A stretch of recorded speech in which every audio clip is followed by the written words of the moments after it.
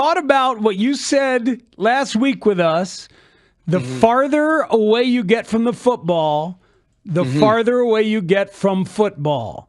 That it left a mark on us, and we've thought about it.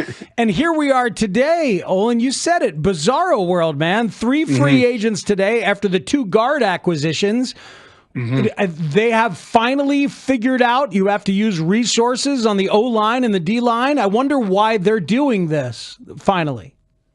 Well, it just, when you looked at their team last year, that's where they struggled, right? Especially on the defense side of the ball when Billings went down, Nate Davis didn't work out, Tevin Jenkins had his usual rash of injuries, and Coleman Shelton, very consistent, right? I think he might be signing with the Rams soon, but very consistent, but not dominant by any means. So they go out and they get themselves Tooney, who everyone has a lot of respect for, Jonah Jackson, who played great football in Detroit and had a bad year last year, and hopefully he can pick up for us what he was doing with Ben Johnson. And then they went and got the #1 center on the market, Drew Dalman. Very consistent, good technique, good outside zone football player, has played with young quarterbacks, can get guys lined up, can get the call out, can do the job that he needs to do in the prime of his football career, guys, at 26. Really just coming into his own as a football player. Hopefully he keeps ascending under Coach Rochar, right? And then you had Jarrett with Billings. Can you imagine those 2 guys healthy together in the middle of the defensive line and the young football player from the Colts who pops on film a lot? Big man, Montez Sweat. The 2 lines right now, when you line them up, obviously left tackle, still want to know what's going on with Braxton Jones. Got to see him improve. But the Bears have really improved themselves again here in the offseason, though, on both their lines. Obviously, O-line is not easy. Playing center is not easy. But if you're bringing Drew Dalman in and you're saying, I'm gifting you Joe Tooney to your right, and I got Jonah Jackson to your left, or vice versa, on that. It's nice to know if you're a center that you've got that type of help and that you're that strong guard to guard. Yeah, and by the way, Darnell Wright, who you can leave out there one-on-one, right? So you can get double teams in the middle now. So you are strong, and Braxton Jones has played some good football when healthy. So hopefully he comes back healthy, takes another step in his game. But like you're saying, Lawrence, nothing better than a guy like Tooney next to you. Once you learn what he wants, once you learn the calls, once you learn how he sets, you know where he's going to be every time, right? And then Jonah Jackson there, they're in Detroit playing between 2 good football players in Decker and Ragnow. He would get a lot of movement in the run game, big, strong, physical guard. So I like where they're going with their offensive line. By that, I mean, guys, I like to say the offensive line is like a basketball team. You got to get yourself a point guard, a power forward, a small forward. You got to get guys who challenge guys on every position. Somebody on the second level, somebody who could dominate on the line of scrimmage, somebody who doesn't matter what position they are. They just have to be different type of players, and then they all got to come together. And that's Rochar, and that's Ben Johnson's job to bring all these guys together, let them work at a high level. But now you have guys, when you had assets in that room, you have guys who you know can compete at the highest level in the NFL. Man, I don't think I've heard you talk about that before, of the 5-pack being like a basketball team in terms of the different skill sets. Like, and I don't know enough about Dalman to know. Like the Eagles used to use Jason Kelsey like to pull, and some teams will use centers to pull in the run game. I don't know if that's a Dalman strength, but it sounds like from what you're saying, if it's not him, they could do it with somebody else, could do it with one of the guards, depending on what the skill sets are. Is that accurate? Yeah, it is accurate, Speaks. Look, when I played, I always wanted like Reuben Brown next to me, right? Rex Tucker, Chris Valerio, Roberto Garza, big, strong guys. Because I wasn't an overly big center.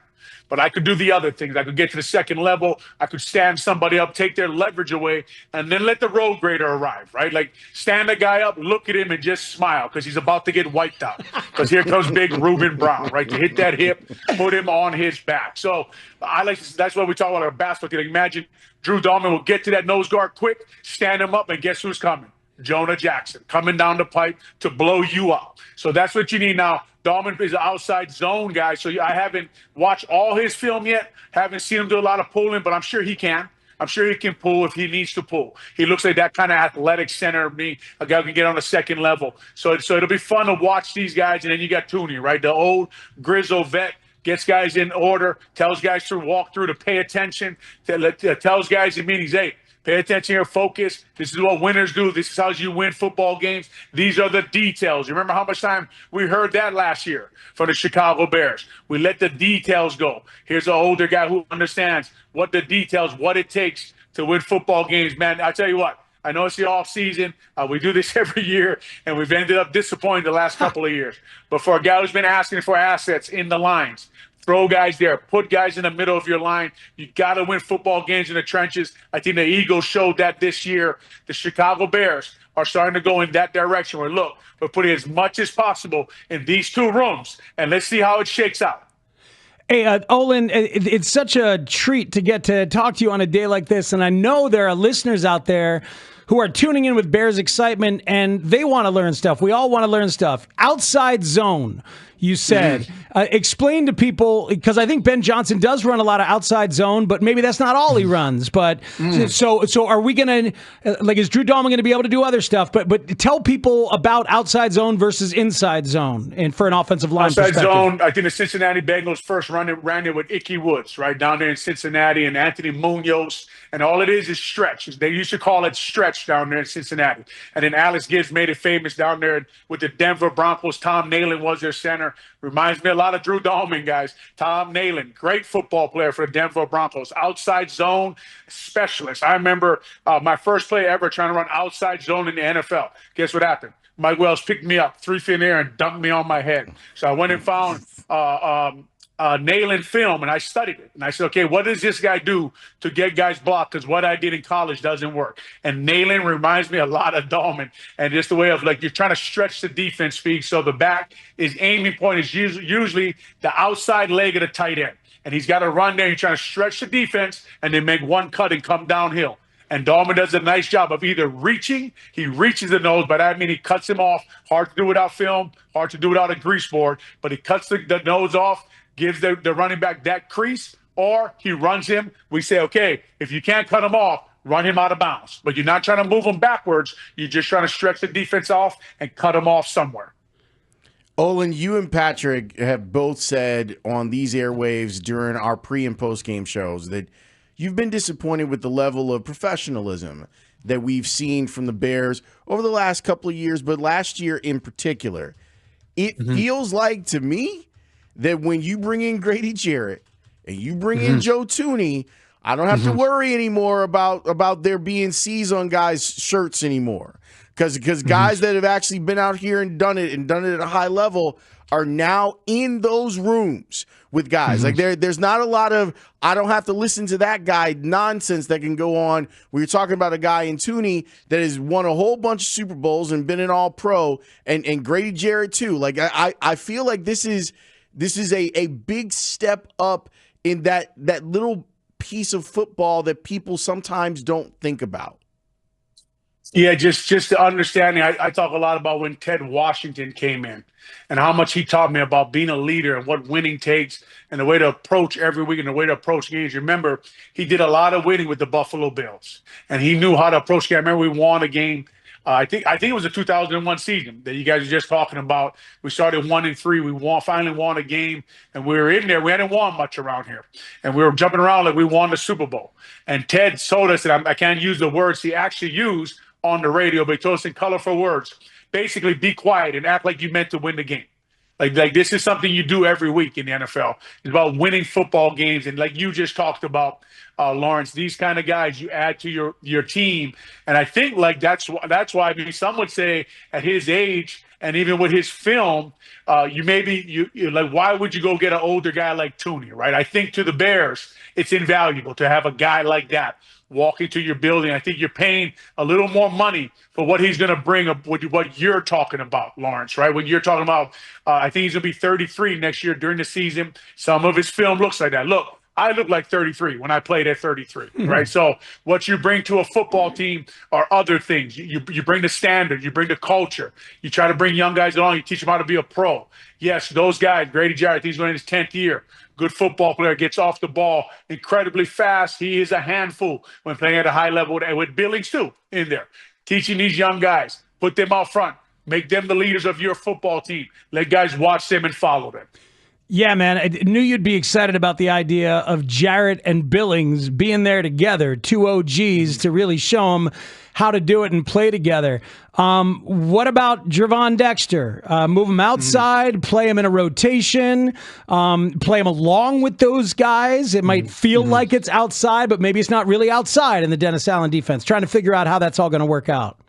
Yeah, it's a great question, right? And it's something that immediately, it's great, right? We got our rose-colored glasses on here. We're very happy about all these signings. But in the background is you had to do all this because some guys haven't worked out. Some guys haven't taken that step that you've needed them to take. Some guys you signed, it didn't work. So now Gervon Dexter, though, add him in the mix, put older guys around him. Montez Sweat, Montez Sweat's his height, got his arm length, can show him how to beat guys. Grady Jarrett can show you what a motor looks like. It never stops with that guy, man. He's always after you. He's always getting after people on every play, show you what a motor looks like, try to build that kind of culture. Billings back. So Gervon Dexter, to me, what it looks like is, like we talked about, guys, you put assets in the room on the lines and you let it shake out. Right, and you play your best players, and you let everybody in that building know that it has not been good enough. So we are bringing guys here, and we're going to have competition, and we're going to challenge you. And if you can't take a step, or if our competition bugs you, well, then maybe this place isn't for you. So, it's to keep us from getting too high on our own supply here. What are the things that... It's a pretty good supply, though, Lawrence. It is, but it's green, it's shiny, it's leafy. It also was last offseason and the offseason before that. What are the things that you hope the Bears continue to keep in mind as they keep going with free agency and get themselves ready for the draft? Oh, you know me, Lawrence, man. Howie Roseman said it, right? What he said, you could never have enough. You can never have enough O linemen and D linemen. I don't want people to forget that. Right? I don't want them to say, okay, we got these guys. Why don't we move on to the running back? Why don't we get the wide receiver? No. If that lineman is the number one guy on your board, when you get to your pick, take him. Take them and put them in the room with all these guys, right? Look, the Philadelphia, you guys mentioned Jason Kelce. Everybody will say Hall of Fame center, right? Hall of Fame center. Cam Jurgens stepped in because they drafted him when they had Kelce, and guess what they did? Won the Super Bowl. I still haven't seen a quarterback sneak get stopped, right? Jason Kelce was this guy where could a quarterback sneak? He could pull, lead teams to Super Bowls, win Super Bowls. They kept putting guys in the room, right? They had Fletcher Cox. They took Carter, right? They had Jordan Davis. They still took Carter. They just keep filling those positions up, and they go after people. I love that.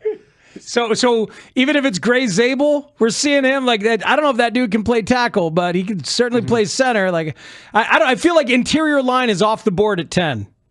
I mean, listen, Joe Thuney's 33. Why would you feel that way? Right? Who's going to play there next year? Yeah. Right? Who's going to play there the year after that? 2 years from now, who's going to be developed? Who's going to be ready to go? That's the problem you got into before. That's why you got into problems before, because you said, man, we're good here. Let's move on, right? Let's move on. Let's sign 90 receivers, right? And give them all captain badges, right? So it's just if the guys like get 3 picks. Get 3 picks in the top 50. Why not? Why not keep filling them up? Olin, what's the message that Caleb Williams should take from what the Bears have done over the last couple of weeks?